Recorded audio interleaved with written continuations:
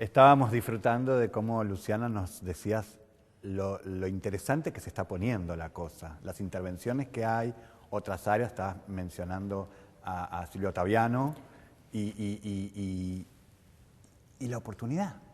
Exacto. Sí, yo creo que vivimos en un momento de una oportunidad muy grande. Creo que en el día de hoy se está difundiendo el Índice de Desarrollo Humano de Naciones Unidas, que puntúa muy bien a la Argentina en género, básicamente por el nivel de educación de las mujeres y por el ingreso de la política de las mujeres. En este sentido, creo que este 37% de mujeres del que hablábamos que conforman el Senado y la Cámara de Diputados de la Nación generaron una revolución normativa que ahora hay que sostener. Creo que hay leyes buenísimas, hay que lograr que se apliquen, por ejemplo, la Ley de Educación Sexual Integral, que es la madre de todas las batallas. A través de esa ley se puede cuestionar los estereotipos de los medios que les llegan a las pibas, a las nenas. Es una gran preocupación para mí que las nuevas generaciones crezcan mucho más aliviadas. Yo cuando tenía 13 años tuve que hacer una huelga de guardapolvos porque nosotras nos teníamos que esconder y ponernos el guardapolvo, pero los varones no. Bueno, ahí empezó la lucha y me preocupa mucho que las pibas que están creciendo hoy vivan realmente otra sociedad. Esta otra sociedad que hoy ya está en las leyes tiene que llegar a la vida de las chicas y de las adolescentes. Y esa sociedad que la vemos a través de los medios de comunicación y la vivimos, quienes caminamos la vida misma, no solamente vemos la tele, también habla sobre las situaciones, por ejemplo, de los casos policiales, ¿no? Y cómo se encaran desde los medios. Vamos a un tape, es cortito. Volvemos y compartimos con nuestras invitadas de lujo.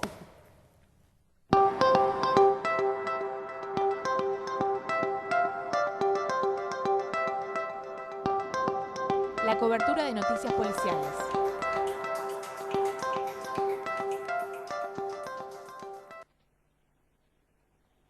Tenemos que hacer muchas cosas porque nos matan lo que más amamos, nuestros hijos y nuestros nietos.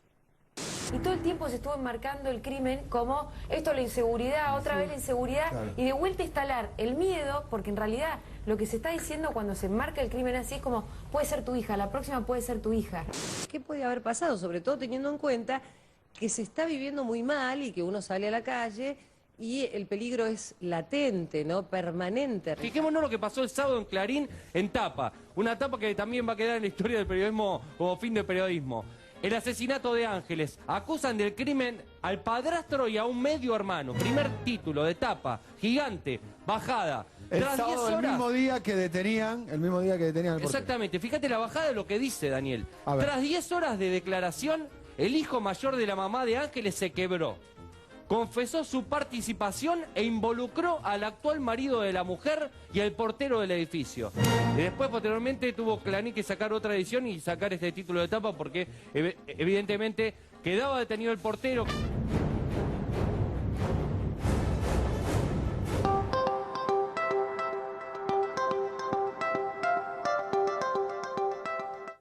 Así es.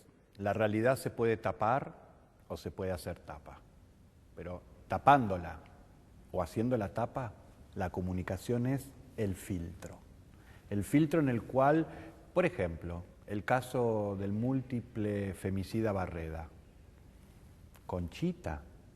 ¿Quién nos dijo a nosotros que a él le decían Conchita? Él. Las víctimas no pueden hablar, no les podemos preguntar. Y los medios replicando todo el tiempo han encontrado una sociedad que escuchó que a ese hombre, pobre hombre, le decían Conchita. Interesante. Vamos a las invitadas. Dos cuestiones sobre lo que estábamos viendo recién. Por un lado, esto que tiene que ver con quién tiene quién tiene el poder del relato, ¿no? En el caso de los medios de comunicación y el hablar de la inseguridad. Si vamos a términos reales y vemos los casos de violencia hacia las mujeres, podríamos empezar a hablar en los medios de comunicación de una inseguridad que es puertas adentro de las casas, ¿no? Que es en el ámbito doméstico y que es la que sufren las mujeres todos los días. Vos decís que claramente la violencia de género expresada en asesinatos a mujeres debería estar mucho más relatada en los medios porque si miramos la realidad y no la tapamos, el índice de inseguridad debería estar adentro de las casas remarcando estos crímenes. Claro que sí. Y hay un estudio que hicimos desde el Observatorio de la Discriminación que tiene que ver con cómo se tratan a través de los medios de comunicación estos hechos de violencia hacia las mujeres, en los que vemos un poco esto que vemos siempre y que se veía también en el tape, que es la espectacularización de esas situaciones. Es decir, hay poca visibilización, y sobre los pocos casos que aparecen, lo que aparece es el morbo en la mayor parte de los casos. Espectacularización, este sonido detrás de escena de muerte, hacer foco en, digamos, aspectos morbosos que nada tienen que ver con una perspectiva de derechos, con un enfoque de género para abordar, como decíamos, de presentar en todo caso a las personas, a la audiencia, una línea como es la línea 144 en ese medio de comunicación. Es decir, se hace hincapié en el morbo porque en última instancia vende, y no porque hay una voluntad real de informar una situación y de, digamos, cumplir con ese rol social en última instancia. Es que es de nuevo la discusión entre la libertad de comunicar, la libertad de prensa y la libertad de empresa que quiere vender, y el morbo es un buen marketing, ¿no es cierto, Alicia? Sí, lamentablemente sí, y está el eje que para nosotras es el que tiene que primar, que es lo que se estuvo hablando a lo largo de este programa, que es la responsabilidad social a la hora de comunicar. Lo que veíamos en el caso de Ángeles fue un caso tan maltratado, pero se hizo todo lo incorrecto que se pudo hacer. A pesar de los protocolos, los manuales, los textos que se han publicado. A pesar de todo, se violaron absolutamente todos a la hora de informar. Era quien vendía más la noticia, no se tuvo ningún respeto ni por Ángeles ni por la audiencia, y no hablo solo de los chicos y nenes y nenas chiquitos, de toda la audiencia en general, que estuvimos expuestos a horas y horas y horas de cobertura, con la irresponsabilidad que veíamos en el recorte también editado del tape, de que se han barajado hipótesis que nada tenían que ver, que nos pusieron a todos en una situación de ponernos en jueces de lo que estaba pasando. Vos fijate la incidencia que tiene el armado, por eso digo yo, la construcción de la noticia, ¿no? Cuando se hace solamente mirando en la lógica del mercado y en el efecto del vender y vender y vender, y donde ningún derecho está ahí presente. El punto más importante de vulneración del derecho fue esa réplica del diario Muy, del Cadáveres de Ángel, una criatura asesinada en un container de basura.